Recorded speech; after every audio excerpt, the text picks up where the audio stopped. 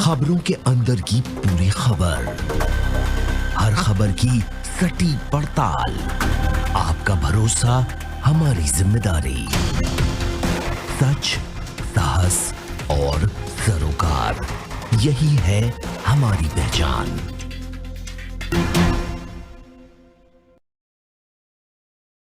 नमस्कार, स्वागत है आपका। आप देख रहे हैं प्राइम टीवी। करते हैं शुरुआत देश और दुनिया की तमाम खास खबरों के साथ। केंद्रीय गृह मंत्री अमित शाह ने जोधपुर में नागरिकता संशोधन कानून यानी सीएए के पक्ष में आयोजित जनसभा को संबोधित करते हुए विपक्षी दलों पर निशाना साधा।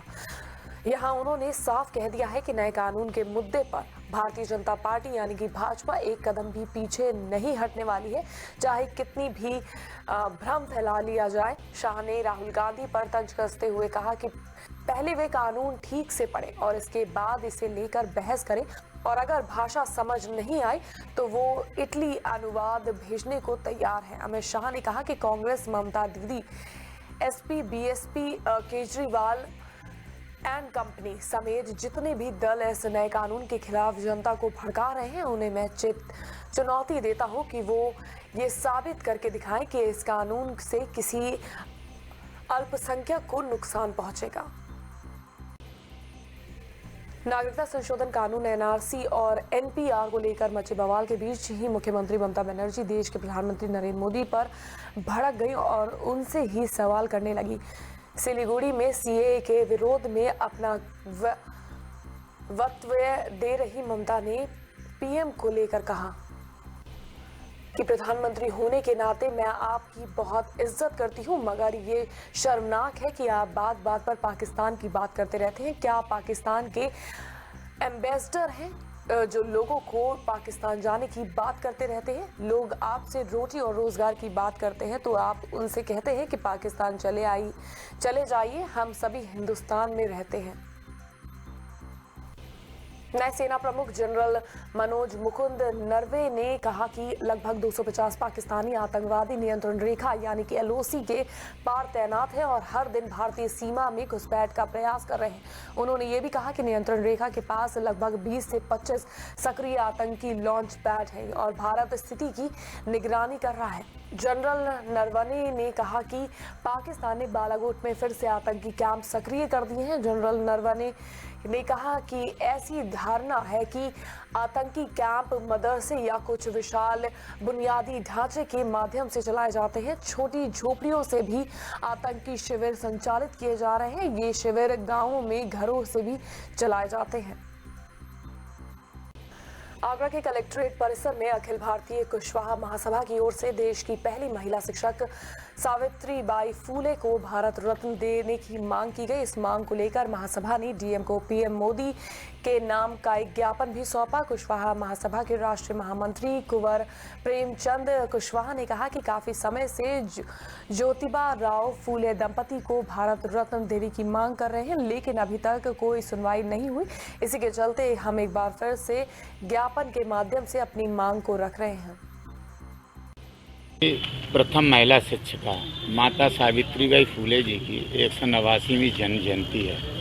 अखिल भारतीय कुशवाहा महासभा विगत कई वर्षों से भारत सरकार से ये मांग करती रही है कि फूले दंपति को भारत रत्न देकर के उनको सम्मानित करने का काम किया जाए, मगर आज तक देश की किसी भी सरकार ने फूले दंपति को कोई सम्मान नहीं दिया, जिससे कुशवाहा शाक्त मौर्य सैनी समाज तथा दलित और ओबीसी वर्ग के लोगों में काफ़ी नाराज़गी भी समय समय पर जाहिर होती रही है।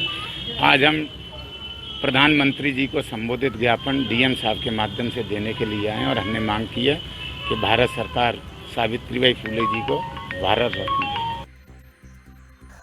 आगरा पुलिस ने 2 महीने पहले एक निजी कंपनी में हुई 5 लाख की चोरी का खुलासा कर दिया है। बता दें कि इस वारदात में 5 बदमाश शामिल थे, जिसमें से 3 लोग कंपनी के ही कर्मचारी हैं। वहीं बाकी 2 लोगों के ऊपर चोरी के कई मुकदमे दर्ज है। पुलिस ने इन 5 आरोपियों में से 4 आरोपियों को गिरफ्तार कर लिया है।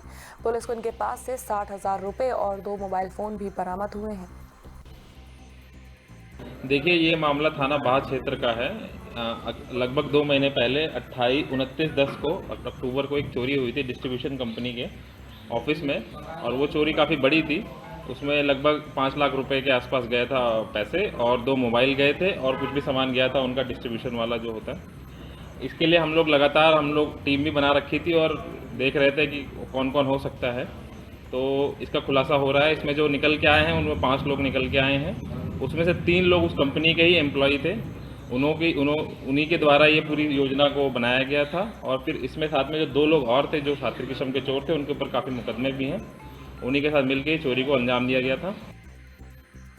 औरैया में जुमे की नमाज के दिन पुलिस अधीक्षक सुनीति और क्षेत्राधिकारी मुकेश प्रताप सिंह ने पैदल मार्च किया। उन्होंने जिले के संवेदनशील क्षेत्र में शांति और कानून व्यवस्था बनाए रखने के लिए पैदल मार्च किया। इस दौरान एसपी ने आम जनमानस से आपसी सद्भाव, शांति और सौहार्द बनाए रखने की अपील भी की। देखिए, पिछले कुछ दिनों से जो सेंसिटिविटी थी लॉ एंड ऑर्डर सिचुएशन को देखते हुए, उसी क्रम में पुलिस अलग अलग सेंसिटिव एरियाज में भ्रमणशील है और पैदल मार्च करे जा रही है। उसी क्रम में आज फ्राइडे परेड के बाद सारी फोर्स क्लोज करके हम लोगों ने भी जो भी संवेदनशील पॉइंट्स थे वहाँ पर एक फ्लैग मार्च किया। आम जनता से बात की, उनको इस बात का एहसास कराया कि किसी को भी कानून को अपने हाथ में लेने का पावर नहीं है और धारा 144 लागू है, उसका 100% सबको पालन करना है। पब्लिक का रिस्पांस भी बहुत पॉजिटिव था। उन्होंने अप्रिशिएट किया कि इतनी भारी संख्या में पुलिस फोर्स सुबह सुबह भी सभी क्षेत्रों में भ्रमणशील थी। 2 दिन से खिली धूप ने लोगों को ठंड से थोड़ी राहत दे दी थी कि तेज हवाओं के साथ हुई जोरदार बारिश ने लोगों को फिर से मुसीबत में डाल दिया है। बहराइच में भी बारिश के साथ ओलावृष्टि हुई, जिसकी वजह से किसान बेहाल हो गए। इस बारिश के पानी से किसानों की फसलें बर्बाद होने की कगार पर आ गई हैं। संत कबीर नगर पुलिस ने एक बार फिर दुनिया के सामने मानवता की मिसाल पेश की है। दरअसल बेटे पर पीटने और खाना न देने की शिकायत को लेकर थाने पहुंची महिला दर्द से कराह रही थी, जिसकी मदद करते हुए एसओ मेहदावल करुणाकर पांडे ने उस महिला को सामुदायिक स्वास्थ्य केंद्र में इलाज के लिए भर्ती कराया। एसओ के इस मानवीय प्रयास की लोग काफी ज्यादा तारीफ कर रहे हैं। चंदौली में अलीम नगर थाना पुलिस को बड़ी सफलता हाथ लगी है। पुलिस ने एक शातिर अपराधी को गिरफ्तार किया है। पकड़े गए अपराधी के पास से एक तमंचा, 2 जिंदा कारतूस और मोटरसाइकिल बरामद हुई है। पुलिस के मुताबिक गिरफ्तार हुए अपराधी ने लूट की कई वारदातों को अंजाम दिया है। उन्नाव के सदर कोतवाली के दोस्ती नगर में एक ट्रक और ई रिक्शा में आमने सामने की टक्कर हो गई। टक्कर इतनी तेज थी कि रिक्शा के परखच्चे उड़ गए। वहीं इस हादसे में 8 लोग बुरी तरह से घायल हो गए, जिनमें 4 की हालत गंभीर बनी हुई है। वहीं जानकारी मिलने पर पुलिस मौके पर पहुंची और सभी घायलों को जिला अस्पताल में भर्ती कराया। फिलहाल पुलिस मामले की जांच कर रही है।